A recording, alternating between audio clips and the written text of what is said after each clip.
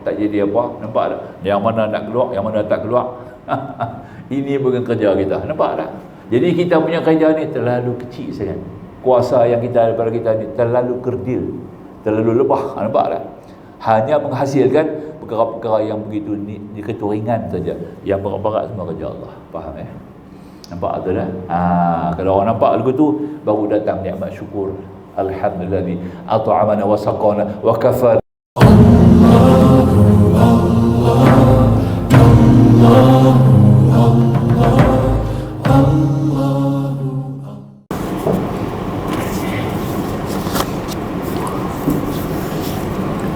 Bismillahirrahmanirrahim. Alhamdulillahilladzi an'ama 'alaina bil islami wal iman rabbil alamin rabbana bi ni'matihil alwan ar-rahmanir rahim 'ibadihi fil quburi bi rawhi wa rayhan malik yawmi mulkuhu malik yawmiddin yahul 'ala bil 'abdi bil 'adli wal ihsan wassalatu wassalamu 'ala rasulih nabiyil karim sayyidina Muhammadin al-amin wa ala alihi wa ashabihi wa azwajihi wa dhurriyyatihi wa ansarihi wa kulli man da'a bi da'watihi ila yaumiddin. Amma ba'du. Subhanaka la ilma lana illa ma 'allamtana innaka antal alimul hakim. Rabbana iftah bainana wa baina qaumina bil haqq wa anta khairul fatihin. A'udzu billahi biwajhil karim sultanil qadim minasyaitonir rajim. Rabbi shrah li sadri wa yassir li amri wahlul 'uqdatam min lisani yafqahu qawli. Ma'asyiral hudar ya ikhwatul Islam wa ikhwatul iman, hadakumullah. InsyaAllah kita lanjut pada kitab Aqidatun Najin, muka surat 174 yang dalil wahdaniyah. Betul Betul dalil wahdaniyah. Dan adapun dalil wahdaniyat Allah Subhanahu wa taala, maka iaitu firman Allah Subhanahu wa taala, wa ilahukum ilahu wahid. Kemudian dalil dia sambung ayat tu 163 Al-Baqarah, kita jadikan wiridan lepas sembahyang. Wa ilahukum ilahu wahid la ilaha illa huwa rahmanir rahim. Itu baru lengkap ayat dia.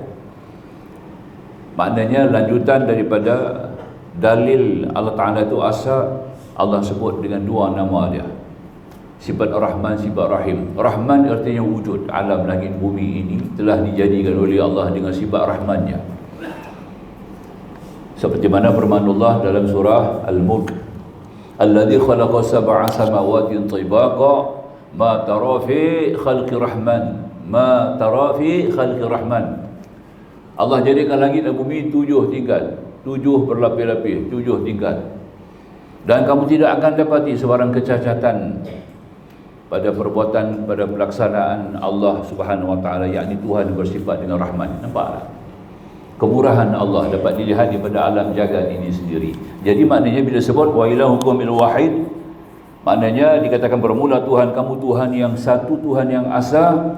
Nak tahu kata Tuhan tu asa pun tidak, dalilnya adalah wujudnya alam langit ini, alam langit ini, wujudnya alam langit bumi ini seluruhnya daripada hasilnya kenyataan sifat Allah bersifat dengan Rahman dan sifat Rahim. Itu kenyataannya. Jadi maka dikata musannif, dan dalil akli seperti kata Syekh Sanusi, berkata Syekh Sanusi dalam matan Barahin, kata beliau, wa amma burhanu wujubil wahdaniyati lahu ta'ala fala innahu law lam yakun wahidan la lazima an la yujada syai'un minal alam liluzumi ajzihi hina idhin.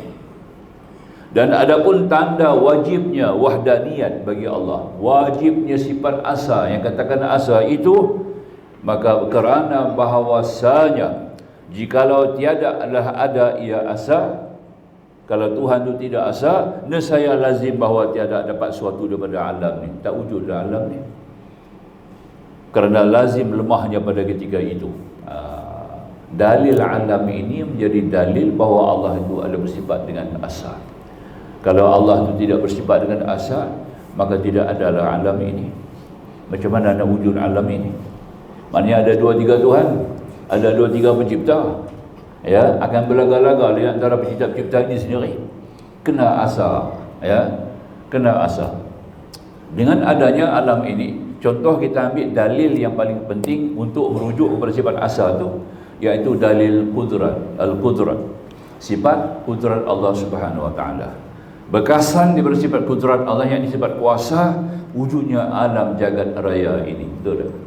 Jadi alam jagat raya ini wujud sebagai bekasan kepada sifat Allah Subhanahu wa taala yang disifat al-qudrah, yang disifat kuasa. Sifat kuasa Allah tadi digandingkan pula dengan sifat iradah, yakni kehendak. Mesti ada kehendak. Maka dengan sendiri kita akan menghukum pada akal kita. Wajib bagi Allah itu pula bersifat dengan sifat kehendak. Kalau tidak ada kehendak, macam mana ada alam ini? Kita nak buat apa perkara mesti kena ada kehendak. Kalau tidak ada kehendak, jadi apa? Mungkin tak sengaja, mungkin lalai, mungkin mamai, ya, mungkin tak sedap. Ini tidak wujud, tak boleh jadi. Buat kerja dengan tidak sedap, buat kerja dengan lalai, macam mana nak sempurna? Sedangkan alam langit ini sempurna. Bila kata alam langit ini sempurna, memberi erti bahawa penciptanya bukan lalai, bukan lengah, bukan jahil, bukan bodoh, bukan tidak ada kehendak. Nampak tak?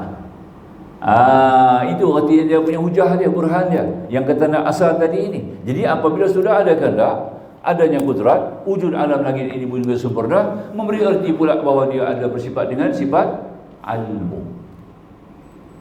Dengan sini kita akan hukum pada akal kita bahawa Allah SWT itu adalah zat yang bersifat dengan ilmu. Nampak sifat ilmu Allah. Sebab tersusun alam yang begitu rapi, tidak ada kecacatan pada penciptaan Tuhan yang Maha Rahman. Betul tak? Itu dia. Kalau sudah diertikan bahawa Allah berilmu, dengan sendiri pula kita akan hukum pada akal kita bahawa Allah itu Tuhan yang Maha hidup, sebenar-benar hidup, yang wajiban dengan sifatnya yang hidup.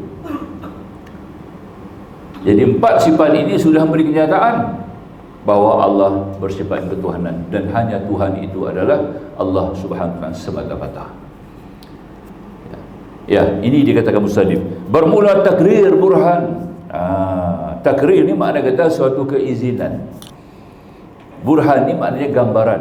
Satu benda kita nak bukti kepada orang, kita akan tunjuk gambaran dia. Dia punya JPEG tu kita tunjuk, baru orang nampak kan, ya.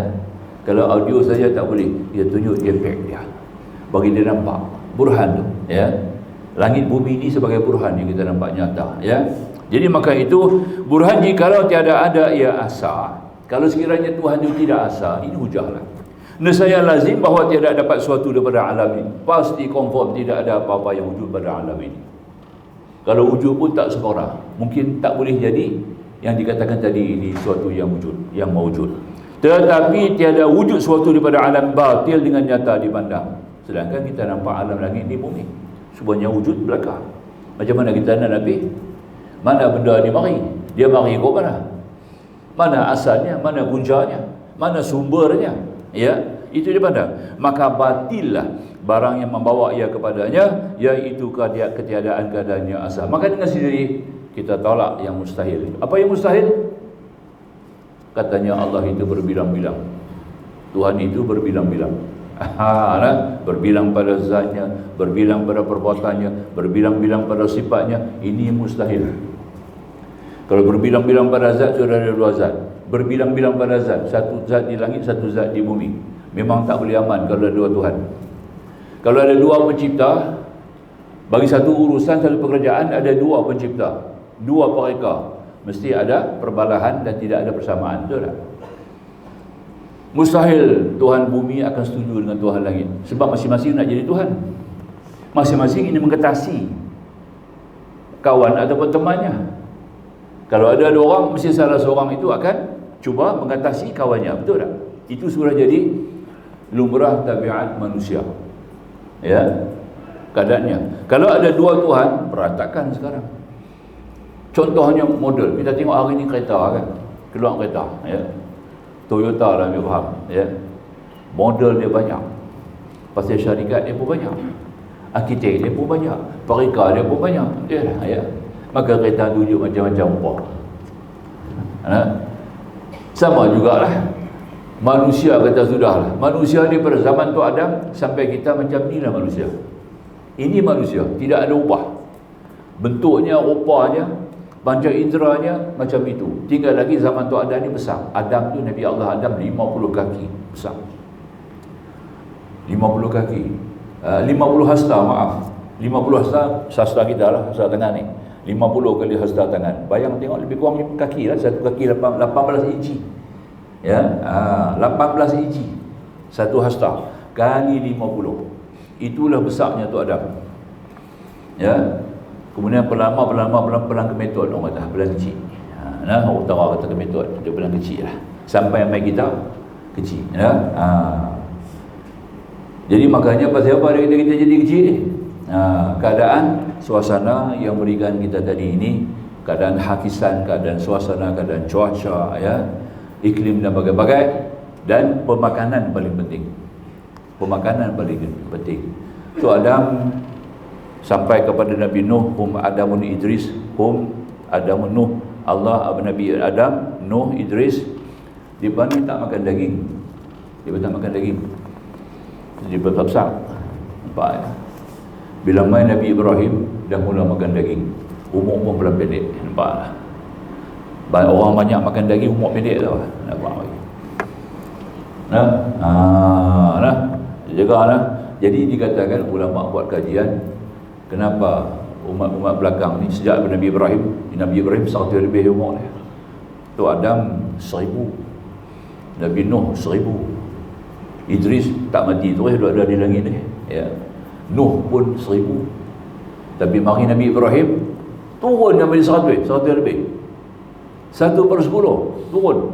Kerana Nabi Ibrahim dah mula makan daging. Nampak tak? Sampailah kepada Nabi kita Nabi Muhammad makan daging seminggu sekali, hari Khamis. Nabi makan daging, Nabi kita makan daging hari Khamis, seminggu sekali ya. Memang tak silap. Nabi pilih hari Khamis. Pasal apa pilih hari Khamis? Kita makan daging hari Khamis, kita nak syahwat, dapat bersama dengan isteri kita. Nampak tak? Itu dia, nampak tak? Ya. Dalam tarekah Naqsyaband, tarekah Samaniyah, ya.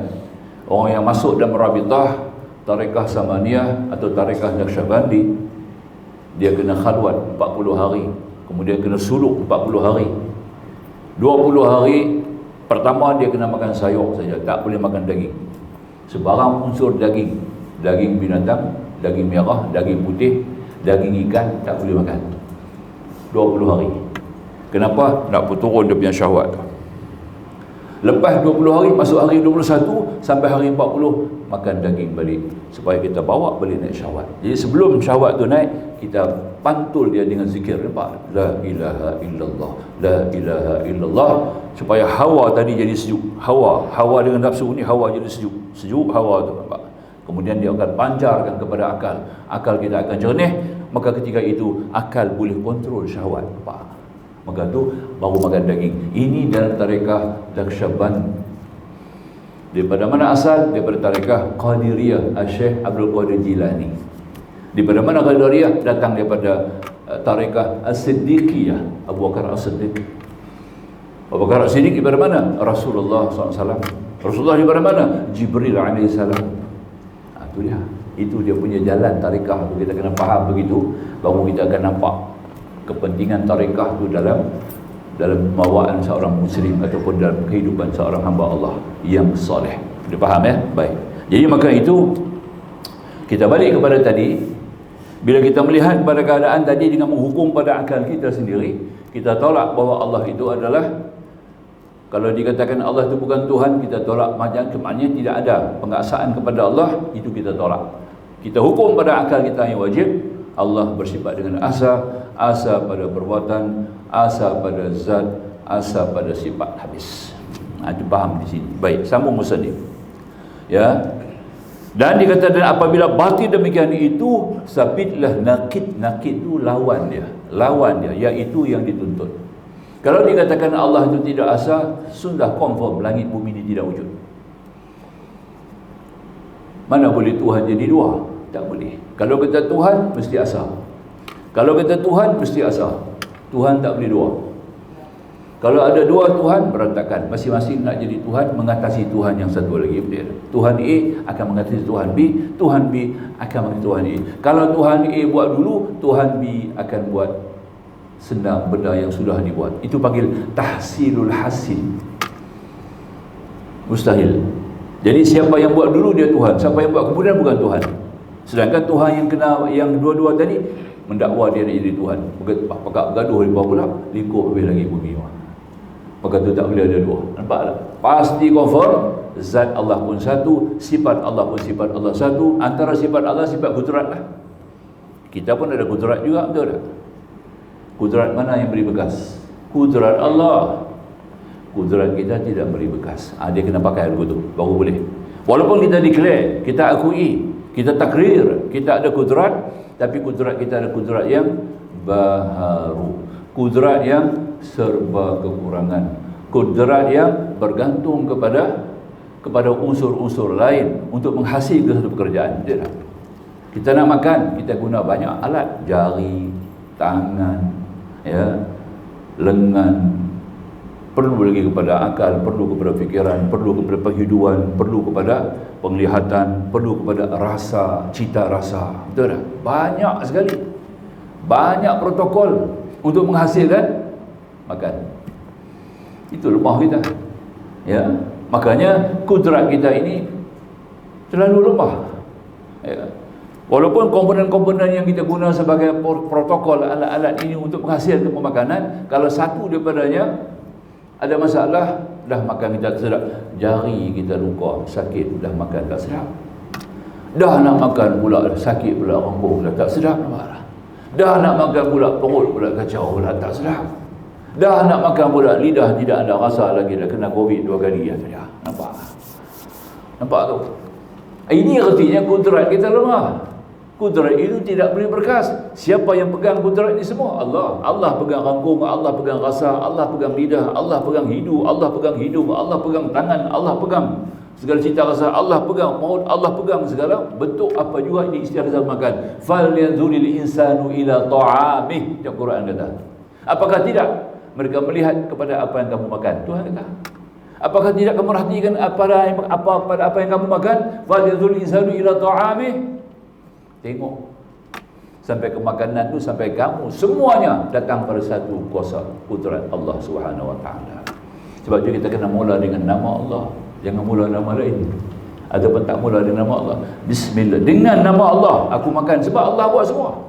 Dengan nama Allah aku makan sebab Allah yang bagi semua. Dengan nama Allah aku makan kerana Allah yang punya. Nampak tak? Nampak tu? Itu kepentingan bismillah tu. Kalau tak mula dengan bismillah, kita telah menafikan ketuhanan Allah. Kita tolak, kita sandar kepada kekuatan kita sendiri. Na'udzubillah, syirik khafi nama dia. Faham ya? Baik. Kata musannif lagi. Dan kata Asy-Syaikh Al-Hudhudi, yakni bahawasanya dalil keadaan Tuhan kita asah, tiada banding baginya pada ketuhanan itu, bahawasanya jikalau ada sertanya Tuhan yang kedua, yang mempunyai kudrat yang dapat mengadakan sesuatu atau dapat mengadam menidakkan sesuatu daripada segala mungkinat. Mungkinat ni maknanya kita lain daripada Allah dipanggil mungkinat. Kita alam langit bumi lain daripada Allah disebut sebagai alam pun boleh, makhluk pun boleh, mungkinat pun boleh. Tiga-tiga boleh pakai. Ini istilah kita pakai ya, yang dipakai dalam ilmu tauhid lah. Ya, istilah-istilah ini kita kena isikan sebagai perbendaharaan kata untuk memahami unsur-unsur tauhid atau perkara-perkara yang berkaitan ketuhanan. Dia maknanya makhluk pun kita panggil. Allah sebagai khalik, kita sebagai makhluk. Khalik pencipta, kita makhluk yang kena cipta. Okey? Kedua, kita sebagai alam. Al-alamin, kita ni alam. 18,000 alam yang telah dicipta oleh Allah. 18,000 alam yang telah dicipta oleh Allah. Kita ni adalah sebahagian daripada 18,000 alam itu. Semua alam ini adalah makhluk baru, kena jadi. Ada awalan, ada akhiran. Nampak tak? Nah. Yang ketiga, dipanggil juga mumkinat. Mumkinat dia arti apa? Unsur-unsur yang harus, boleh ada dan boleh tidak. Kita ada unsur-unsur yang boleh ada, boleh tidak. Sebab tu kita tak boleh buat apa, melainkan kita kena sandang kepada Allah. InsyaAllah. Nampak tak? Atau Masya Allah. Nampak tak? Kita kena sebut, kalau dah jadi, Masya Allah. Buat-buat kek, melambung tinggi kek. Nampak? Masya Allah. Nampak ya? Tu dia. Masak-masak makanan, makan punya sedap menjilat jari. Masya Allah. Nampak tak? Tu lah. Main orang baru terkejut, Subhanallah. Nampak tak? Orang baru nak try, InsyaAllah. Semua duduk di belakang. Allah berkehendak, bukan kita. Tengok cantik kan? Islam tu atok kita. Boleh lah. Jadi makanya dia kata sini, disebut oleh musannif, ya, nescaya lazim, kalau sekiranya tadi jikalau Tuhan yang kedua yang punya kudrat, yang dapat mengadakan sesuatu atau dapat mengadamkan sesuatu daripada segala mungkinat, nescaya lazimlah bahawa tiada diperoleh sesuatu daripada alam ini, kerana lazim lemahnya ketika itu. Kalau ada Tuhan pakat belaga, kita naik feri Pulau Pinang dulu, dia ada dua kepala, ada dua propeller kira sama, depan belakang propeller sama. Heading to Penang, dia kata. Nampak tak? Dia pakai yang depan. Ya, pilot belakang duduk berehat, saukok, tak bekerja. Nampak tak? Tinggal satu propeller, bergerak propeller depannya sampai ke depan. Heading back to Baltwas. Nampak tak? Back to Baltwas, hak depan di belakang pula start. Hak belakang dia berehat. Depan dua pilot. Nampak tak? Dua pilot ni kena berehat. Dua-dua tak boleh start enjin. Kalau start ni propeller dua-dua, kapal tak berjalan. Nanti terbalik. Nampak tak? Seorang kena surrender. You have to surrender. I'll be the pilot, but I lead the ferry. Nampak tak? We heading to one destination. Kata dia. Itu yang kita kena di sini. Jadi maknanya kita kena faham macam tu lah. Saya pelabuhan tu, saya kerja pelabuhan dulu. Yang dia boleh cerita pelabuhan pun tak ada model ni. Model ni tak ni. Nampak tak? Dah nampak terang-terang. Tu dah. Kadang emak duduk, kadang duduk atas ferry. Ada perkara saya tidak duduk atas ferry bercakap. Dia ada. Dia kata tak boleh, kalau saya start Indian belakang campur dia. Ni dia bagi kat dia bawa pula. Nampak? Tapi kita tahu dah bahawasanya satu ferry, dua pilot, satu kena surrender. Betul tak? Macam tu lah lagi bumi pun. Kalau ada dua Tuhan, even satu orang kalau surrender pun, yang surrender ni akan merasa rendah. Pasal dia Tuhan. Pasal apa aku nak surrender? Aku nak buat. Nampak? Aku nak jalankan, aku nak cerahkan matahari, aku nak cerahkan bulan, aku nak seludupkan bulan, aku nak cerahkan matahari. Yang bumi pun nak kata, aku nak matahari padam, keluarkan bulan, gaduh. Bulan, bintang, bulan. Yang buat matahari dia peliguk matahari, yang buat bulan dia peliguk bulan, maka tidak ada wujud nama alam. Habis berantakan. Nampak tak? Sebab tu Tuhan kata, ma tara fi khalqir rahmani min tafawut, dan kamu tidak akan melihat sebarang kecacatan dalam penciptaan Tuhan yang maha. Farji'il basara karatain, maka hendaklah kamu ulang tengok buat kali kedua. Nampak tak mana-mana kesilapan dan penciptaan Allah sah, kamu tidak akan nampak kesilapan. Kenapa? Kerana dia punya maintenance di bawah satu kuasa, ya, pentadbiran di bawah suatu yang mentadbir. Allahu mudabbirul umur, Allah yang mentadbirkan segala urusan. Dia kena macam itu, boleh? Faham ya? Jadi kita melihat begitu kata musannif. Dan kata musannif lagi di sini, ya, artinya tadi disebutkan sebagai tadi, yang kata tadi ini, bahawa daripada satu daripada alam yang keduanya, kerana barang yang lazim atasnya daripada menghasilkan yang sudah hasil. Sama tengah buku kita ni. Erti mengada salah seorang daripada keduanya akan maujud itu, kemudian daripada sudah mengadakan dia oleh seorang lagi, atau kerana asar kesan yang satu dua asar, kerana bahawasanya masalah itu difardukan pada suatu yang tidak menerima bahagi seperti jauharul fardi. Lagi payah. Jauharul fardi, atom. Atom ni satu unsur yang tak boleh dibedah, terlalu halus. Ya. Bahasa kita dia panggil, bahasa Sanskrit dia panggil seni. Nampak? Ya, ya. Bahasa Sanskrit lagi dia bahasa apa nama?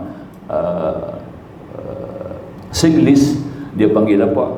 Dia panggil duli, halus. Duli yang maha mulia. Nampak? Letak siap-siap. Fajar tu duli halus. Bukan dia, bukan raja langit bumi. Langit bumi tu nak lapik. Kalau tak bubuh duli, sama dua raja dua Allah. Allah Malikin Nas, hanya satu aja. Raja manusia ni satu aja, Allah Malikin Nas. Sebab ni baca dengan pendek. Tadi orang cakap Malikin Nas tak boleh. Ya. Dia punya qiraah 10 qiraah, 10 qiraah, 7 yang masyhur, 10 yang umum. Semua baca dengan Malikin Nas.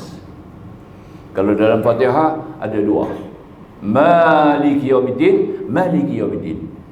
Dua-dua sama. Maliki Yaumiddin dipanjangkan pemerintah di hari pembalasan. Maliki Yaumiddin, raja di hari pembalasan. Dua-dua sah. Mazhab Syafi'i, mazhab Hanbali, Maliki baca dengan Maliki Yaumiddin. Mazhab Hanafi, Maliki Yaumiddin. Itu mazhab pula. Faham kan? Jadi pendek kata, tapi ini dah Quran Abirah ni satu je, Malikin Nas. Tak ada bunyi Malikin Nas, tak ada. Maka tu Allah saja raja manusia. Jadi yang lain daripada raja-raja dunia ni kita panggil apa? Duli. Habuk raja. Nampak tak? Dia kena sedar. Ni kata Duli yang maha mulia, habuk yang paling mulia. Nampak? Cakap tu lah, tak salah kan? Dia kata yang maha mulia tak salah kan? Tak salah lah maha mulia tu. Jangan gaduh-gaduh, sebab maha mulia bukan kepada Tuhan, bukan kepada makhluk, kepada makhluk yang seni. Debu yang kata maha mulia salah tak? Tak salah kan? Itu bahasa lah. Ulama-ulama dah kaji dah. Maka tu dibenarkan kita bercakap tu kan? Bukan sembarangan. Ulama dah kaji dah. Apa nak panggil dekat raja kita? Duli yang maha mulia. Nampak? Debu halus yang paling mulia. Pasal dia bukan raja manusia. Nampak tak? Dia boleh naik turun. Ya, kulillahumma malikal mulki tu'til mulka man tasha wa tanzilul mulka man tasha wa tu'izzu man tasha wa tudhillu man tasha wa biyadikal khair innaka ala kulli syai'in qadir. Nampak? Allah nak angkat turun, Allah nak bawa turun, Allah nak menghina, Allah nak memuliakan. Nampak? Ini kerja Allah, bukan kerja kita. Nampak? Hari ini hang naik, besok hang jatuh. Itulah Duli. Nampak? Ya. Jadi kita faham betul dah, insya-Allah. Ni pun kena tahu jugalah. Dia orang nak komplain pasal apa duk yang maha mulia kan depa. Salah ustaz nak panggil maha mulia ni kat raja ni. Duli yang maha mulia. Habuk yang maha mulia. Letak dia sebagai habuk dulu. Nampak tak? Faham tak? Nanti lihat dari segi bahasa kita faham. Mudah untuk kita menguasai. Sambung. Dia kata jauharul fardi ni unsur-unsur yang telah halus, tak boleh potong. Molekul halus kita tak boleh potong. Atom, ya, zarrah. Arab kata zarratun. Benda yang tak boleh bedah dua. Tak boleh. Dia macam apa? Bila tak boleh dua, kalau ada dua Tuhan buat macam mana? Kalau ada dua Tuhan, zarrah dia boleh buat macam mana? Benda tak boleh bedah. Kalau boleh bedah, ambil seorang sebelah. Maka itu hasil. Zarrah ni beri dalil. Jauharul fardi menjadi apa? Jauharul fardi menjadi dalil bahawanya Allah itu Maha Esa. Mesti kena satu Tuhan saja. Satu zat, satu sifat, satu kuasa dan satu perbuatan. Tak boleh dua. Kerana zarah tu tak boleh dibedah. Kalau zarah tu boleh dibedah, boleh ada dua Tuhan. Nampak? Kongsi seorang sebelah. Ini dalil, ya. Jauharul fardi. Apa jauharul fardi? Roh kita, akal kita, lagi tak boleh, sense kita. Mana boleh nampak? Mana boleh tunjuk? Tapi kita terima wujudnya, sense, akal kita wujud. Kita terima roh kita wujud, kita terima nafsu kita wujud, kita terima hawa kita wujud, kita terima syahwat wujud. Ini semua masuk dalam jauharul fardi. Unsur-unsur yang hanya boleh disebut, tapi kita nikmati, kita boleh rasa, tapi kita tak boleh tunjuk dan tak boleh bedah. Nampak tak? Seperti mana tanya dahar, dahari, etis, dahriyun, etis. Tanya ke Imam Hanafi. Nampak tak? Dia kata kalau Allah itu wujud, Allah wujud mesti ada tempat. Kenapa Allah wujud tak ada tempat? Nampak tak? Dia bawa roh lah. Dia tanya balik dekat etis tu. Imam Hanafi tanya, hang ada roh tak? Ada roh? Ada. Roh hang duduk di mana sekarang? Di kepala, di kaki, di tangan, di perut? Di mana depan, belakang? Meliputi. Tangan pun ada roh, kepala pun ada roh. Macam mana tunjuk roh? Roh ada, tapi dia tak duduk setempat. Dia tak duduk di kaki saja. Di tangan pun ada. di kepala pun ada, meliputi seluruh. Inilah nisbahnya kamu nak faham. Allah tu wujud, meliputi segala-gala. Sebab setiap tempat tu perlu kepada perbuatan, kejadian, perbuatan tu datang daripada dia. Kalau Allah bertempat, contohnya di langit, di bumi siapa nak bekerja? Perbuatan main daripada mana? Bumi ni perbuatan ni berlaku daripada siapa? Siapa yang bagi perbuatan yang boleh bergerak hari ni? Ya, jentera-jentera boleh bergerak di bumi ini datang daripada unsur mana? Kalau Tuhan duduk di langit. Kalau Tuhan pula duduk di bumi, unsur-unsur langit untuk menjalankan matahari bulan, beredar matahari dan bulan siang dan malam itu kerja siapa pula? Nampak tak? Maknanya Allah meliputi langit dan bumi. Wala ya'uduhu hifzuhuma wa huwa al-'aliyyul 'azim. Tidak ada keberatan bagi Allah untuk memelihara kedua-duanya kerana Allah Maha Agung lagi, Maha Tinggi lagi Maha Agung. Aliyyun 'azimun, dua sifat. Nampak tak? Nampak tu nah? Dia kenal dulu tu. Inilah Tuhan suruh kita fikir, guna akal untuk fikir benda ni sehingga sampai kepada satu titik akidah yang putus bahawa Allah adalah Maha Esa. Ya, baik kita tadi. Maka tidak dapat tiada daripada lemah keduanya jika difardukan. Tiada diperoleh dengan keduanya atau tidak dapat tiada dengan lemah salah seorang daripada keduanya. Macam kita buat sembahyang fardu ni semua ni. Kalau dua Tuhan kacau, nampak tak? Ya. Saat dia kata buat 5, saat dia potong buat 3 pula, dia marah kita suruh buat 10 pula. Nampak tak? Tuhan marah kita ni. Aku fardu kamu 10 waktu. Tuhan nombor 2 pada kata, "Hai tak adil." Nampak tak? Kat langit hang boleh, bumi tak boleh. Aku kontrol, nampak tak? Pakat bergaduh. Hukum-hukum Al-Quran pun tak boleh pakai. Nabi tak payah turun. Nabi pun je benih, nampak tak? Tuhan ni suruh lagu ni, Tuhan ni suruh lagu ni. Nabi nak ikut yang mana? Nampak tak? Ini kita nak faham. Jadi tidak ada hukum dua hukum. Kalau ada dua Tuhan, ada dua hukum, ada dua qanun, ada dua peraturan. Nampak tak? Ada dua perintah, ada dua larangan. Betul tak? Tak boleh jadi. Selama ni ada ke tidak? Tidak ada. Tidak ada. Jadi hanya disebut ke sini bila datang soalan, datang masalah. Sebab tu dalam hukum fiqah ni, kitab fiqah, dia ada masalah. Dia ada hukum prinsip, kemudian dia ada hukum masalah. Kemudian dia ada perceraian. Kemudian dia ada itlaq, bahagian. Nampak tak? Ini fiqah. Kebijaksanaan Al-Imam Syafi'i menyusun. Nampak tak? Fiqah tu sampai lagu tu. Betul tak? Ya. Kalau kita ada masalah, contohnya kita kata tadi inilah, ya. Orang ambil ayat sembahyang mesti kekal wudu. Syarat sah sembahyang, antara syarat sah sembahyang yang 8 perkara, mestilah bersih daripada, suci daripada hadas kecil dan hadas besar. Dia hadas kecil ni wudu, hadas besar ni mandi lah. Hadas kecil ni wudu, tak ada wudu hadas kecil. Tapi hadas besar apabila berlaku 5 perkara jadi hadas besar. Betul tak? Baik sekarang ada orang walaupun dia tidak ada hukum, berlaku hadas sepanjang masa. Hadas 24 hours hadas. Ya, celik-celik mata jadi mukallaf, tidur hilang mukallaf, hilang akal. Celik-celik jadi mukallaf, tidur lena hilang akal, tidak ada mukallaf lagi. Nampak orang tak ada akal, tidur lena tak ada akal, betul tak? Tak ada akal belum jadi mukallaf.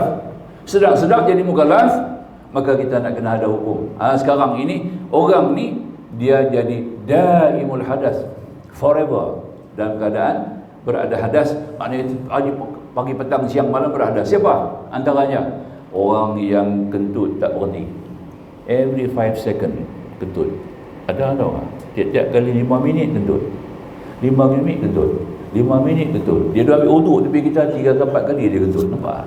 Dia jadi di pantai tadi di Mekah. Nampak? Ya? Orang Pakistan lah. Dia ambil uduk tepi saya, duduk saya ni pin, saya ni pun dia lepas subuh-subuh. Mana dia main angin tak tahu. Ya?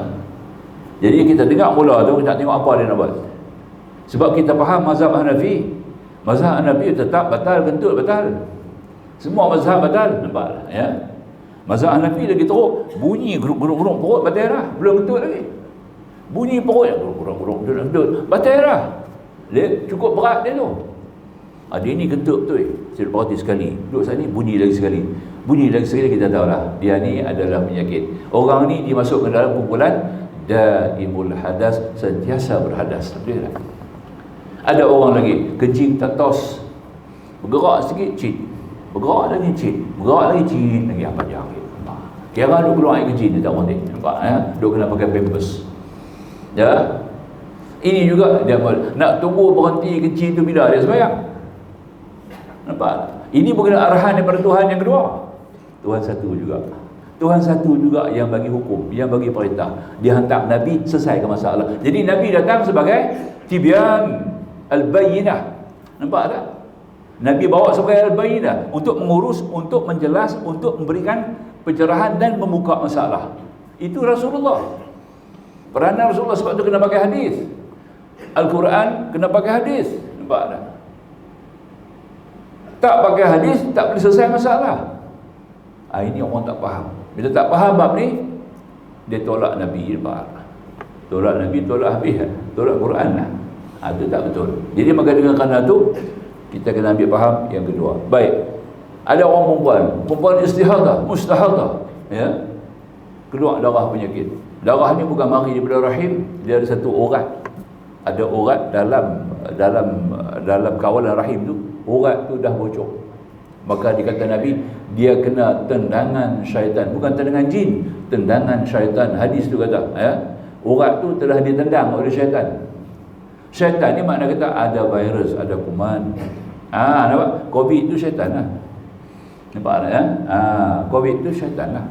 Apa-apa unsur yang memberikan mudarat, apa-apa unsur yang memberikan penyakit, apa-apa unsur yang membawakan kepada sesuatu yang tidak selera, itu kita panggil syaitan. Senang. Nampak tak? Ya. Bila kita makan tadi ini, kadang-kadang angin tu naik. Kita pakai esophagus tu, angin tu naik sampai ke atas. Nampak? Dia jadi pedih. Bila belahak, dia rasa mulai nak keluar kan. Itu syaitan. Kita makan dia tak sedap lah. Maknanya asid tu adalah syaitan. Acidic. Asid. Dia naik ke perut. Dia naik sampai ke atas. Dia naik sampai perut. Sampai pihak dari gastritis, bahagian gastritis tadi, maka kita akan belahak. Ini bawa bahaya. Itu dia panggil syaitan. Banyak unsur syaitan. Syaitan ni bukan jin. Jangan salah faham. Tapi jin boleh jadi syaitan. Nampak? Syaitan bukan jin. Nampak tak? Jin boleh jadi syaitan. Nampak tak? Syaitan bukan manusia. Manusia boleh jadi syaitan. Minal jinnati wan nas. Tuhan kata, betul tak? Dia kacau orang, ganggu orang. Manusia tu syaitan. Nampak tak? Ya, dia memperdayakan orang, buat perkara-perkara yang murtaratkan orang. Manusia tu syaitan. Nampak? Jin pun serupa je. Jin macam kita juga. Ya, jin yang mengganggu jin-jin yang lain, jin tu syaitan. Jin sama jin dia kata dia ni syaitan. Nampak tak? Jadi syaitan ni adalah sesuatu yang mengikut dalam bahasa Arab ni, dia maksud dalam dakhala kharaja ba'ida. Itu istilah dia. Ya, dan mengikut dalam lughah, kita mengaji ilmu lughah, dikira syaitan ni adalah dakhala, sesuatu yang terkeluar daripada garisan kebenaran. Dia ni ba'ida, sesuatu yang jauh daripada hakikat kebenaran. Dia ni adalah kharaja, terkeluar daripada kenyataan. Nampak? Dakhala, dia masuk dalam kesesatan. Itu dakhala kharaja ba'ida. Itu makna syaitan. Syaitana bahasa Arab. Imbangan dia. Nampak tak? Semua bidang kita kena faham lah, baru boleh reti ya. Duk cakap ni tak betul. Itu maksudnya kita nak faham. Baik, balik kita tadi. Kata musannif, ya. Maka tidak dapat tiada daripada lemah keduanya jika difardukan hukum tadi ini, tiada peroleh keduanya, atau tidak dapat tiada daripada lemah salah seorang daripada keduanya jika difardukan diperoleh dengan salah seorang daripada keduanya, tiada diperoleh daripada taulannya, maka mesti akan jadi bergaduh lah. Makna kita seorang daripada seorang, seorang arah, seorang kata tak payah, seorang pula kata kena, seorang pula kata tak kena, bergaduh dua Tuhan. Maka hukum-hukum ni menjadi dalil. Hukum-hukum dalam Quran, hukum-hukum hadis yang Nabi bawa ni menjadi dalil bahawa Allah tu adalah sah. Nampak tak? Dia tak mari pada hukum daripada pihak yang lain. Sebab tu kita hanya terima hukum daripada Quran dan sunnah Nabi saja. Ulama lah yang menjadi koordinatornya untuk membawa kepada kita hukum-hukum Quran, hukum-hukum hadis yang diistilahkan sebagai mazhab. Nampak tak? Itu mana mazhab. Mazhab ni bukan pemikiran Syafi'i. Mazhab ni bukan pemikiran Nu'man bin Thabit al-Hanafi. Mazhab ni bukan pemikiran Ahmad bin Hanbal Hanbali. Ya, minta sila muazzin kumandangkan azan. Ya, silakan. Dengan segala hormat. Muazzin.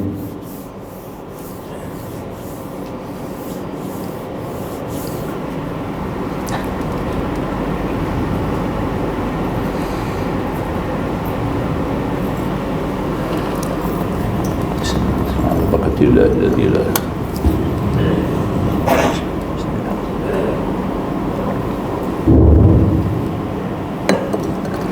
Allahu Akbar.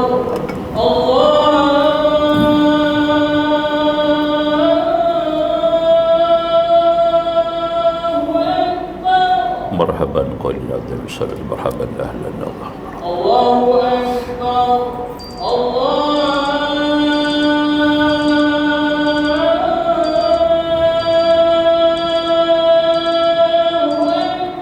marhaban qalil abdul salat marhaban ahlan.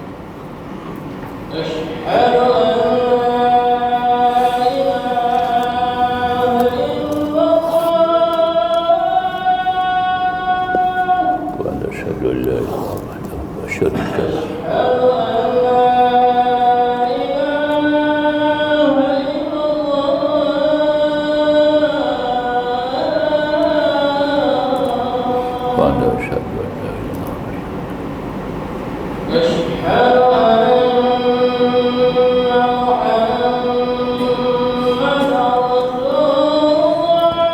marhaban bizikr al-Qur'an ila Rasulullah sallallahu alaihi wasallam.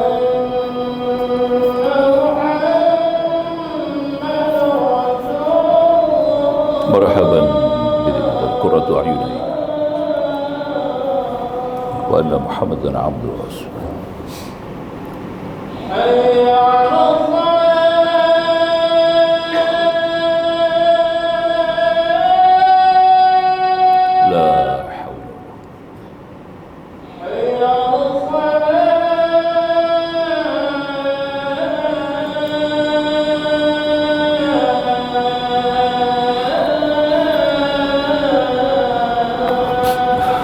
لا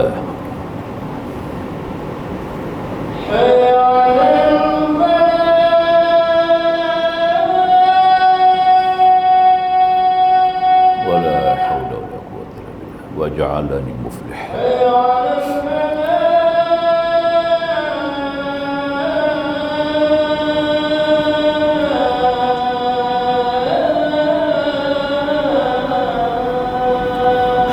ولا حول وجعلني مفلح. Allahu Akbar.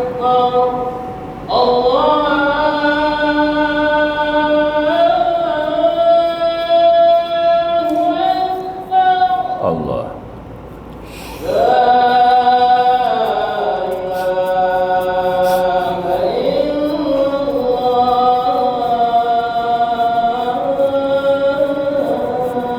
La ilaha illallah Muhammadar Rasulullah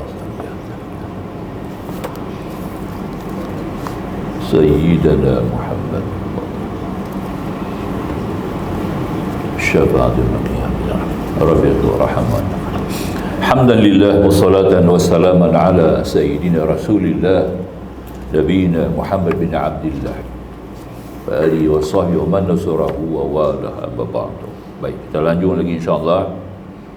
Jadi tentang hukum-hukum tadilah tidak boleh ada dua Tuhan. Kalau dua Tuhan, hukum pun akan jadi berbagai-bagai macam. Ya, sedangkan hukum ni yang hanya datang daripada satu unsur, Al-Quran dan daripada hadis. Hadis sebagai bayinat menjelaskan ya tuntutan Al-Quran, arahan Al-Quran, dalil Al-Quran. Al-bayinah datang daripada Nabi. Nabi sebagai orang yang mentibyankan segala hukum-hukum Allah. Ya, perintah mengambil wudu, cara nak basuh muka. Quran suruh basuh muka. Tahabang sampai takat mana? Idza kuntum ila salat faghsilu wujuhakum. Ya. Jadi nak tunjuk muka basuh sampai takat mana? Rasulullah al-bayinah. Rasulullah akan tunjuk sampai takat mana? Daripada atas ke bawah, kiri kanan, duduk tang mana? Ini kerja Nabi. Ya. Wa arjulakum apa yang tadi? Wa apa nama? Wa aydiyakum ilal marafiq, dan kedua tangan sampai siku. Ini juga kerja Nabi. Nabi habaq sampai siku, tang mana siku? Bukan betul-betul tang siku, dia kena lajak atas sikit pada siku. Lajak atas pada siku. Faham? Ya. Wamsahu bi ru'usikum, dan sapu kepala-kepala kamu. Takat mana sapu kepala? Ini kerja Nabi, ya. Menunjuk satu dalil bahawa Rasulullah pernah Hanya pakai sorban, Nabi pakai sorban. Nabi pakai sorban, Nabi hanya basahkan 4 jari ni masuk sentuh ubun-ubun dia. Ambil sorban Nabi, Nabi hati ubun-ubun saja. Nampak suku kepala. Imam Hanafi pakai dalil ni. Ambil hadis ni, Imam Hanafi jadikan sebagai dalil, wajib pada mazhab Hanafi suku kepala kena ayak. Nampak tak? Nah, itu dia. Mengikut dia satu riwayat lagi daripada Nabi, Nabi sapu satu kepala. Maka jadi dalil pada mazhab Maliki dan mazhab Hambali, wajib kena sapu satu kepala. Nampak? Dan ada satu dalil lagi dikatakan bahawa Rasulullah hanya menyapu, hanya sekadar 2 jari. Dia calik atas kepala dia saja. Nampak? Kemudian dia sapu ayak di atas sorban. Sorban tu kena sorban tutup biraham. Sorban tu kena tutup. Sorban saya tak boleh. Dia mau sorban tu tutup biraham. Nampak tak? Raham anak anda Don Daniel, dia punya sorban tutup sampai raham. Sorban ni baru boleh sapu ayak, ganti sapu kepala. Kalau sorban kita tak boleh. Sorban saya tak boleh ganti sapu kepala. Tak haji, tak pakai. Sebab telinga jungai. Nampak? Dia kena tutup telinga sampai raham. Syarat dia baru kan sorban tu boleh kita tutup, ganti. Mula kita calik sikit, mazhab Syafi'i kita calik kepala tu dulu. Kemudian letak balik sorban elok. Yang kedua tu kita basah ke tapak tangan kita sapu aja sorban. Ganti sapu kepala. Nampak tak? Sunnah Nabi. Ini bukan datang kepada Tuhan atau 3 Tuhan, datang kepada satu Allah. Satu Tuhan Al-Quran, bayinah dia Rasulullah mendatang kepada kita. Ya. Kemudian aliran-aliran itu bawa kepada kita daripada hadis, memahami hadis, membawa hadis, relate hadis kepada kita, itu adalah ulama-ulama mujtahid yang ada authority, ada prinsip ilmu. Mereka lah imam-imam mujtahid yang kita sebut sebagai aliran-aliran mazhab. Boleh faham? Kalau tak ada mazhab, habis sembahyang tu tak sah. Kalau kita sembahyang tak ada mazhab, habis out. Orang putih kata tak pakai wa man kana kharijan min mazahib al-arba'ah fa huwa min ahli al-bid'ah. Abu Syukur As-Salimi, mufti Al-Azhar, mufti Mesir, 1942,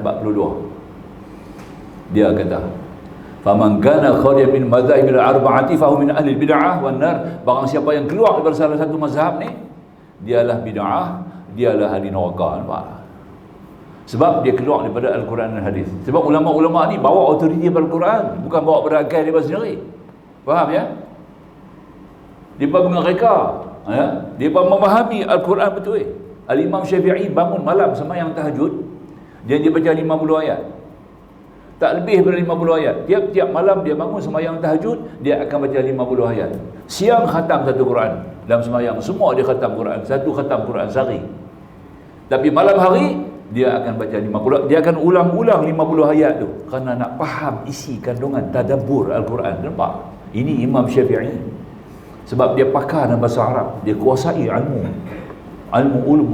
lughah, ilmu Arab tu. Bahasa Arab ni dia kuasai yang begitu dalam, begitu luas, sehingga bahasa dia begitu indah, kalimah-kalimah dia begitu menarik, sehingga ulama sama ulama akan duduk nak dengar. Dia mengajar bukan nak ambil ilmu saja, nak dengar dia punya bahasa. Abu Ishaq, Syekh Ibn Ishaq, ya, seorang ulama besar yang menulis sirah. Dia ni mazhab apa? Mazhab Syiah dia. Tapi dia akan ikut, dia tiap kali kuliah Imam Syafi'i dia ikut. Nampak? Orang tanya ke dia, hang dah alim dah, nak pergi dengar apa? Dia kata, bukan kata aku nak mengaji saja, aku nak suka dengar bahasa Imam Syafi'i. Dia kata, nampak? Punya indah bahasa dia. Nampak? Ini ulama kita. Sebab tu ulama-ulama kita bangga, ya, dengan nama Syafi'i itu. Ya. Syekh Muhammad bin Idris, nampak tak? Al-Marbawi, Al-Azhari, Al-Malayuwi, Al-Syafi'i. Nampak tak? Nampak? Itu dia. Buah belakang nama Syafi'i. Bangga tak buah. Kita tolak, tak mau pakai. Pasal kita jahil. Nampak tak? Dah. Muhammad bin Idris ni tadi ni. Kata tadi ni apa benda ini, seorang ulama daripada kita. Sambung. Boleh Baik. Disambunglah, kita ambil sikit lagi. Jadi kata musannif, apabila lazim lemah kedua pada satu mungkin, saya lazim pula lemah kedua pada sekalian mungkin kerana tidak berlain-lainan, ya. Mungkin ada empat. Mungkin ada empat. Kalau dua Tuhan mungkin kacau. Mungkin ni mungkinat dan ilmu mantik kita dah bercara ada empat kategori mungkin. Pertama mungkin yang ada sekarang, dulu tidak ada. Ni kita sekarang ni satu mungkin, satu keadaan yang diadakan Allah, satu keadaan alam yang Allah wujudkan, kita nampak sekarang maujud. Dia panggil mungkin maujud ba'dal adam. Ba'dal adam. Dulu kita tak ada, sekarang kita ada. Betul tak? Siapa bagi ada? Allah. Saat ni kita cerita lain lah. Kedua dia panggil mungkin yang dah tak ada lah. Asar tidak ada lagi. Maghrib sudah hilang. Maghrib baru lepas tadi kan? Asar pun dah habis.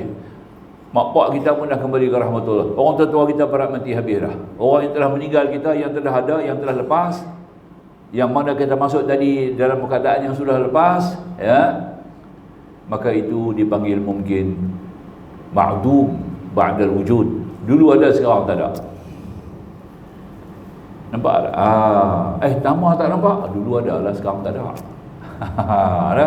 Awak tak nampak lama dia tak main mengaji? Dulu ada lah. Dia nampak dulu? Dulu orang nampak, sekarang tak ada lah. Dia mati dah. Jadi dia mati itu masuk dalam kumpulan mana? Mungkin, ma'dum. Ma'dum tu mana benda yang tak ada, ba'dal wujud. Sebelumnya dia ada, sekarang dia tak ada. Siapa yang bagi tak ada? Allah juga. Baik, nombor 3, mungkin sayujad. Sayujad ni satu benda yang bau, yang akan datang dalam satu tempoh yang kita tak tahu bila nak main, besok ke lusa. Nampak tak? Kita tak tahu. Ya. Subuh masa boleh jadi ke tak pernah? Subuh besok pagi belum main lagi. Sekarang ni waktu Isya. Fardunya Isya, semayangnya Isya. Sewaktu lain semua tak fardu pada kita, tapi semayang tak wajib pada kita, tapi semayang tu fardu. Subuh fardu tapi tak wajib atas kita. Zuhur besok fardu tapi tidak wajib atas kita. Kenapa? Belum datang lagi. Dia masuk dalam mungkin apa? Mungkin sayujad. Mungkin yang bakal. Siapa yang akan bagi ada tadi? Allah juga. Satu mungkin kita tak fikir. Kadang-kadang kita duduk menunggu, kita duduk bayang, aku kalau ada sayap aku nak terbang. Hampir lah. Nak ganti kapal terbang. Tak payah naik kapal terbang, tak payah jet. Nampak dah ya. Kalau aku terbang lagu burung, aku nak pergi Mekah sekarang. Itu satu mungkin. Dalam khayalan Allah boleh buat tak mungkin? Boleh. Allah boleh buat. Maka tu kita tengok Tok Kenali pagi subuh di sini, Zuhur semayang di Mekah. Nampak tak? Asar semayang di Palestin, Masjidil Aqsa. Nampak tak? Maghrib patah balik di masjid dah. Masya-Allah, nampak tak? Ya, sampai Isya. Subuh besok pagi ada. Zuhur tak ada pula. Zuhur di mana? Di Karaton tu. Di Karaton pula dah. Ya Allah, nampak tak? Ini Tok Kenali. Nampak tak? Sebab maknanya itu mungkin apa kita panggil? Mungkin yang keempat. Mungkin tu Allah boleh buat. Apa dia nak buat? Boleh. Alimullahu annahu lam yujad. Satu mungkin yang Tuhan boleh buat tapi Tuhan tak mau buat. Nampak tak? Hanya dia bagi kepada orang tertentu saja. Nampak tak? Ya. Boleh bayangkan orang tu kalau aku ada 4 tangan bagus ya. Nampak tak ya? 2 tangan ni tak apa dah cukup. Nampak 4 tangan. 2 tangan pegang steering, 2 tangan dia boleh makan nasi. Bawa kereta, betul tak? Ini semua fikiran orang gila lah. Ya, ya. Khayalan yang dia. Boleh ke tak boleh Tuhan buat? Boleh. Boleh, nampak tak? Tapi dia kena munasabah lah. Nampak? Allah akan buat pekerjaan yang munasabah. Pekerjaan yang munasabah. Tuhan tak akan buat orang kepala gajah, Tuhan tak buat. Sebab kepala gajah dengan kepala kita jauh beza. Nampak? Kalau kepala gajah, bodoh lah kita. Nampak lah? Ada je. Jadi ada pula Tuhan, bubuh kepala gajah. Nampak lah? Dia pun tak cerdik orang tu. Hang bubuh kepala orang lain lagi. Cerdik lah sikit tak? Bubuh kepala gajah, jadi bodoh lah Tuhan. Nampak lah? Kalau Tuhan buat lagu tu, Tuhan pun ada kepala gajah, Tuhan tu bodoh lah. Nampak lah? Kita pergi lagu tu. Itu kita panggil mungkin apa? Alimullahu annahu lam yujad. Satu mungkin yang Tuhan boleh buat, tapi Tuhan tak buat kerana tak munasabah. Nampak tak? Ya. Satu benda yang tidak bermanfaat. Satu benda yang batil, yang sia-sia. Nampak? Berlawanan dengan konsep ilmu. Nampak? Ya. Berlawanan dengan konsep ilmu.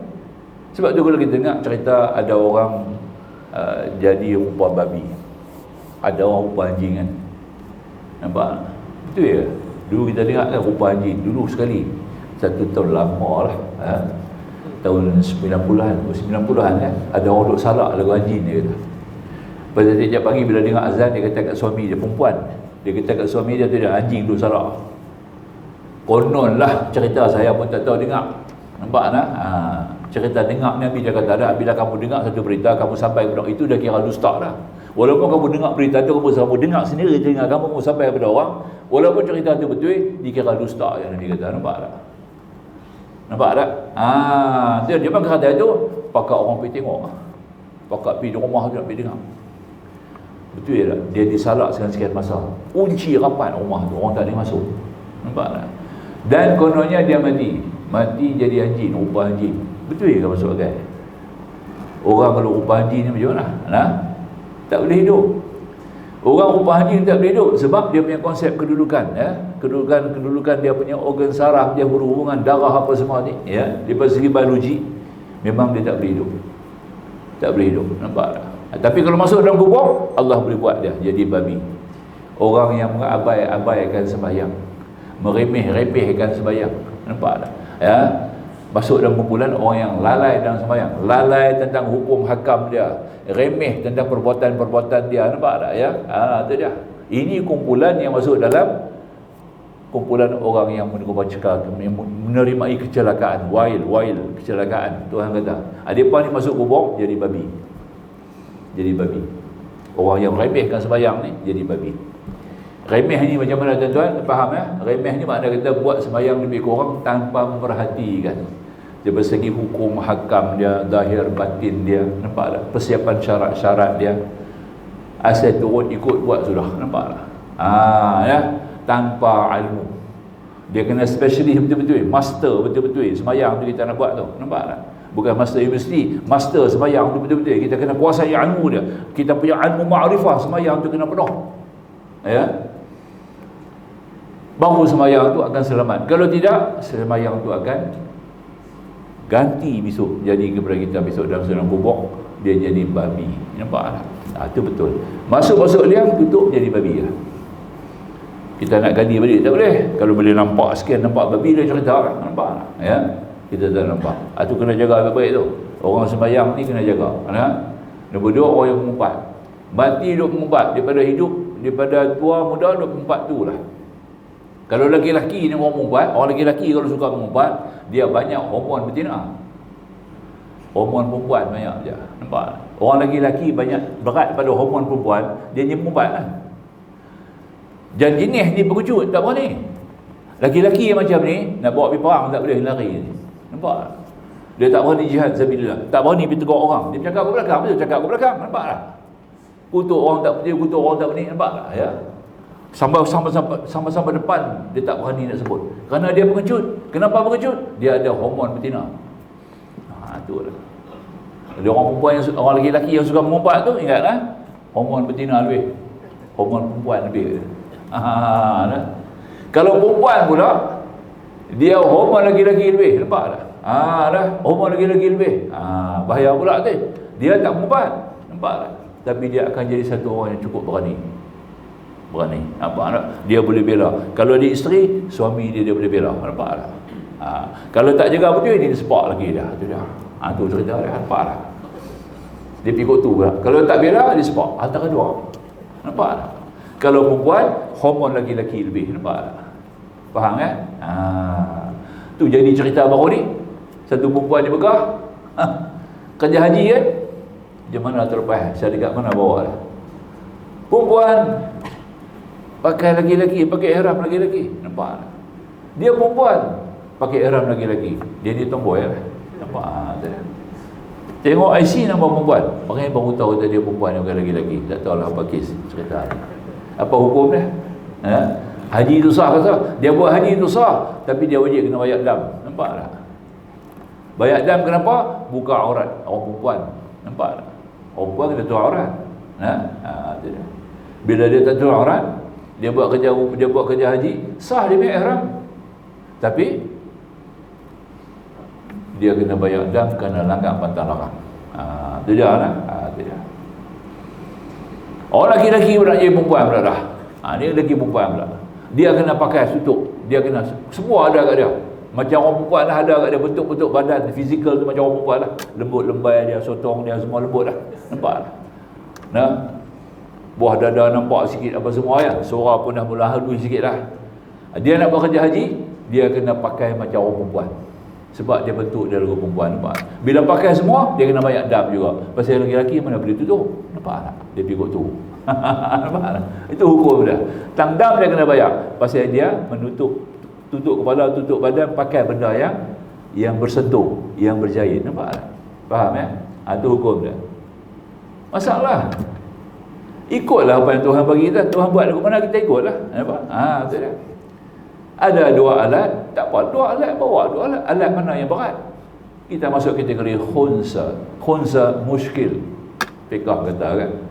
Ini di antara hukum yang dia kena faham. Jangan ubah hukum begini, masalah kita jadi. Nampak? Itu satu persoalan.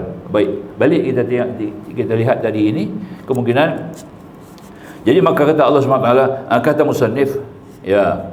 Dan apabila kita lihat tadi mungkin yang 4 tadi ini, kalau ada dua Tuhan apa jadi? Ya. Mungkin mawujud barang Adam sekarang ni. Ada sekarang, dulu tak ada. Siapa yang bagi ada kita sekarang? Dulu tak ada. Allah. Kalau ada Tuhan dua, dia pula main batal, kita tolak pula. Jadi mungkin dia jadi tak juara. Nampak? Duk saat ni dia mungkin mawujud, tukar makdum. Duk makdum je dia mawujud. Orang dah mati hidup balik. Nampak? Ya. Daripada tak ada mungkin makdum wujud, mungkin yang telah tidak ada sekarang wujud, kita zahirkan sebagai mungkin mawujud ba'da adam, kita jadikan mereka wujud sekarang. Ini masalah. Tuhan yang kedua kata, aku nak mereka hidup balik. Bawa Fir'aun hidup balik. Bawa Namrud, nampak? Ya. Bawa Mustafa Kamal Ataturk hidup balik. Boleh lah, kacau lah. Tuhan nombor 2 kata, nampak tak? Nah, kita ubah dia jadi elok boleh. Bagi suruh dia pakai serban Mustafa Kamal, nampak tak? Kacau. Sebab tu tak boleh ada dua Tuhan, kena satu aja. Ya. Satu Tuhan sajalah kita kena terima. Maka itu bila kata satu baru dia Tuhan. Kalau dua bukan Tuhan. Nampak? Tu Jadi maknanya apabila lazimlah lemah keduanya pada satu mungkin, saya lazim pula lemah keduanya pada sekalian mungkin, kerana tiada berlain-lainan, dan demikian itu melazimkan mustahil wujud sekalian yang baru ini, dan itu mustahil kerana menyalahi ayyanun makna kita zahir kenyataan. Zahir kenyataan kita ayyanun, zahir kenyataan, menyalahi, ya, tak boleh. Sebab kita dah nampak sekarang dah, ya, ainul wujud yang kita nampak sekarang ini, bagaimana keadaan dia berjalan dengan satu pemerintahan, satu pentadbiran Allah Subhanahu wa taala. Allahu Rabbul Alamin, dia takbir semua alam dia takbir, ya. Dan pendapat, dan apabila nyata wajib lemah keduanya serta muafakat, maka serta bersalahan itu terlebih sangat nyata lemahnya, dan dengan ini kita ketahui bahawa tidak memberi bekas bagi kudrat kita pada suatu perbuatan daripada segala perbuatan kita. Memang perbuatan zat kita, kuasa kita tidak ada kemampuan untuk memberi bekas. Ya, kita masak nasi, kita masak, kita buat apa pun tidak boleh beri bekas. Api itu Allah punya, nasi pun Allah punya, periuk pun Allah punya. Nampak tak? Ya, gabungan antara perkara-perkara yang kita masuk dalam protokol untuk menghasilkan makanan ni, semua Tuhan punya. Pada zahir kita nampak periuk kita buat. Ya, tu dia. Hasil dia, bahan tu mai daripada mana? Siapa bagi idea kita boleh buat begitu? Nampak tak? Ya. Datang daripada Allah juga, ilhamnya daripada Allah, ya, ilmunya daripada Allah, geraknya daripada Allah, ikhtiar daripada Allah, kasab usaha daripada Allah, hasil mahsul daripada Allah. Maka tidak ada satu melainkan semua kul kullu min indillah, katakan semua itu sisi Allah Subhanahu wa taala. Habis senang. Maka itu artinya, maka datang dengan satu kudrat. Maka dikatakan oleh musannif, dan dengan ini diketahui bahawasanya tidak memberi bekas bagi kudrat kita pada suatu perbuatan daripada segala perbuatan kita, dan jika memberi bekas bagi kudrat kita ini, saya lazimlah barang yang terlebih dahulu daripada tahsilul hasil. Tahsilul hasil ini buat benda yang dah ada. Kalau ada dua Tuhan yang buat mula tu akan mendakwa dia yang buat. Tuhan yang kedua, kalau buat juga jadi benda yang sudah dibuat. Macam kita lah sekarang. Kita ni tahsilul hasil lah. Nampak? Ya. Kita buat rumah, kita pakai kayu bukan kita punya. Nampak? Kayu ada arah. Ya, kita nampak kita pakai besi dah ada arah. Nampak tak? Bukan kita buat besi. Nampak tak ya? Kita nak buat baju, benang. Nampak tak? Biri-biri segala apa semua. Ataupun pokok kabu, ada ni pokok apa? Pokok benang, pokok kapas. Siapa buat? Allah. Nampak tak? Jadi kita buat benda yang dah ada. Jadi manusia ni hanya melakukan benda yang sudah ada. Dia tak boleh buat satu benda yang baru yang dipanggil badi', benda bid'ah tu tak ada. Allah lah sebagai badi', orang yang buat, makna kita buat benda yang tidak ada asalnya, yang tidak ada modulnya, tidak ada contohnya. Allah. Maka dia dipanggil Allahu badi'. Badi' ni bid'ah lah. Nampak? Ya, kita buat bid'ah yang dah ada. Allah buat benda yang tak ada. Daripada tidak ada kepada ada, artinya tidak ada contoh. Tuhan buat kita mana ada contoh. Dan macam itulah daripada dulu sampai sekarang, rupa manusia ada ni, tak ada berubah. Cuma ada berubah pada bentuk dia, daripada segi kulit dia, daripada segi keadaan fizikal tu ada berubah sikit-sikit lah. Ada daripada segi kulit ada berubah. Orang-orang belah Europe ni, belah tempat-tempat sejuk, kulit dia kulit balak sikit macam kulit babi. Nampak tak? Dia punya skin complexion dia lain, ya. Kita punya skin complexion ni halus, dia punya skin complexion kasar sebab dia menghadapi cuaca sejuk. Tuhan buat betul ya. Tengok cicak ya. Duduk rumah kayu cicak hitam, duduk rumah batu cicak putih. Nampak tak putih tu? Nampak tak? Allah nak sesuaikan. Kerja ni kerja Allah, bukan kerja makhluk. Maka itu kita nak dia faham beginilah, dia kata secara zahir, ya. Habis bermula i'tikad yang sahih bahwasanya Allah Ta'ala menjadi ia bagi segala hamba-Nya akan kudrat, yakni kuasa atas segala perbuatan mereka itu yang ikhtiariyah. Perbuatan kita dia panggil perbuatan apa? Ikhtiariyah. Perbuatan Allah perbuatan apa? Ittirariyah. Ada dua perbuatan.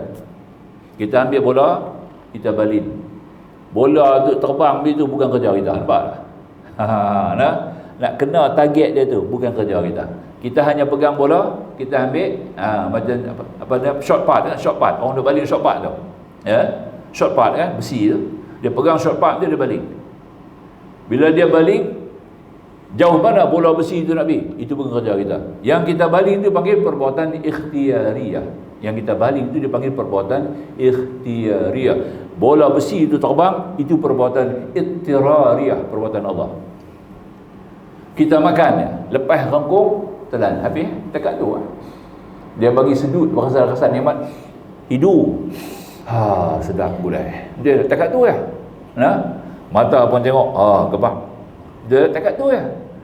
Lepas ada lidah dapat rasa sikit-sikit, lepas ke rengkung, habis kerja kita. Jadi kita berotak ikhtiari dekat mana? Dekat rengkung. Lepas ke dalam ni bukan kerja kita lah, ittirariyah. Nak menghazabkan makanan, nak mencernakan makanan, untuk mengolah-olah makanan tu jadi apa, tak jadi apa. Nampak tak? Yang mana nak keluar, yang mana tak keluar. Ini bukan kerja kita. Nampak tak? Jadi kita punya kerja ni terlalu kecil sangat. Kuasa yang kita ada pada kita ni terlalu kerdil, terlalu lebah. Nampak tak? Hanya menghasilkan perkara-perkara yang begitu ringan saja. Yang berat-berat semua kerja Allah. Faham ya? Nampak tu dah? Kalau orang nampak lagu tu, baru datang nikmat syukur. Alhamdulillah at'amana wa saqana wa kafana wa ja'alna minal muslimin. Dia dah makan baca lagu tu lah. Nampak tak? Tak lagu tu. Jadi makanya kita musannif bermula dari kata takad ini bahwasanya Allah Ta'ala menjadikan segala hamba yang kudrat yang baru, yang menyatakan akan dia dan tidak beri bekas padanya, dan hanya beri bekas itu kudrat Allah Ta'ala sendiri, dan kudrat yang baru itu didapatkan segala af'al, segala geraknya yang ikhtiariyah padanya. Tiada dengan dia seperti api ini sebah kepada menghanguskan. Bukan api boleh hangus. Hangus tu pun kerja Allah, api pun kerja Allah, benda yang kena terbakar tu pun kerja Allah. Nampak tak? Jangan berkata api membakar. Allah buat api, api bakar. Allah takkan api ya. Api bakar tu bukan kerja Allah. Itu tak betul ya. Allah juga yang menjadikan api, Allah juga yang menghasilkan kebakaran, Allah juga menjadikan api itu hangat, Allah juga bagi kekuatan api itu boleh boleh merosak, boleh menghangus satu benda yang hangus itu bukan kerja Allah. Ini kita kena faham lagu tu kudrat Allah. Boleh tak? Innallaha ala kulli syai'in qadir. Tiap-tiap suatu amat berkuasa. Itu pandangan akidah kita yang paling betul mengikut akidah Sunnah wal Jamaah ya. Dan kita tidak boleh beri bekas. Maka ikhtiariyah padanya, tiada dengan dia seperti api ini sebah kepada menghanguskan. Nyata hangus ini sebab berjumpa dengan api. Tiada dengan api itu yang menghanguskan. Kebetulan sunnah dia kata nak bakar kena pakai api. Betul tak?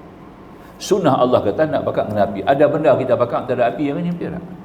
Orang kena periuk-periuk apa semua kata tak, hanya pakai elektrik ya. Api tak keluar apa ya. Tentu jadi ya. Betul tak? Tak nampak ya? Allah punya kerja. Jadi kita boleh faham begitu halus, semuanya kerja-kerja Allah. Keadaan teknologi baru ni, kita nampak teknologi baru, banyak-banyak rekaan-rekaan baru yang keluar. Lagi-lagi menyatakan dengan terang, mentahirkan dengan terang bahawa Allah tu adalah Tuhan yang Maha Kuasa. Nampak? Ya. Dulu orang tak nampak, sekarang dah banyak teknologi yang keluar yang menghasilkan benda pelik-pelik. Masak tak payah pakai api, nampak tak? Ya. Letak masuk tadi ni kan. Masuk pula benda plastik dalam tempat api, tak terbakar pula plastik. Microwave, microwave apa kata dia? Masuk plastik, dia plastik kita boleh gunting di luar. Tapi bubuh dalam tu, nasi boleh masak, boleh perangat. Plastik tu keluar macam tu juga elok, nampak? Ini teknologi yang Tuhan bagi pada akal manusia. Semua ikhtiar ini datang daripada Allah, bukan daripada manusia. Nampak tak? Ya? Allah juga yang buat kerja tu. Dia kena macam tu baru berjadi. Kalau tidak, hanyut kita dalam syirik, dipanggil syirik khafi. Nyata hangus sebab berjumpa dengan api, tidak dengan api dia menghanguskan, hanya Allah menghanguskan dengan sendirinya. Jadikan adat hangus itu pada api. Ini semua kita rujuk kepada hukum adat. Hukum adat. Letak hukum. Jadi kita tuan-tuan dan puan-puan, kita kuasai faham dulu hukum adat, hukum syarak, hukum akal. Tiga ni kena masdar betul-betul kita faham betul-betul, baru kita boleh bawa alunan kebudayaan ke hidup kita sebagai manusia, sebagai hamba Allah. Pertama, hukum adat kena faham. Kedua, hukum syarak kena faham. Ketiga, hukum akal kena faham. Tiga hukum ni mesti ada. Sebagai seorang muslim, sebelum kita berjumpa Allah, sebelum masuk kubur, tiga hukum ni bagi selesai dulu, ya. Kita boleh farak, boleh beza, menunjuk yang mana beza antara hukum adat dengan hukum akal dengan hukum syarak. Nampak kan? Boleh kan? Cakap tu dulu. Aku qauli hadza astaghfirullahalazim li wa lakum, akhirul kalam, wallahu subhanahu wa ta'ala a'lam. Bismillahirrahmanirrahim. Alhamdulillah. Wassalatu wassalamu ala rasulina bil karim sayyidina Muhammadin amin wa alihi wa sahbihi ajma'in. Subhanaka la ilma lana illa ma 'allamtana innaka antal alimul hakim. Rabbi shrah lana sudurana wa yassir lana umurana. Rabbana zidna 'ilma warzuqna fahma. Rabbana atina fid dunya hasanah wa fil akhirati hasanah wa qina adzabannar. Walhamdulillahi rabbil alamin. Wassalamu alaikum warahmatullahi wabarakatuh.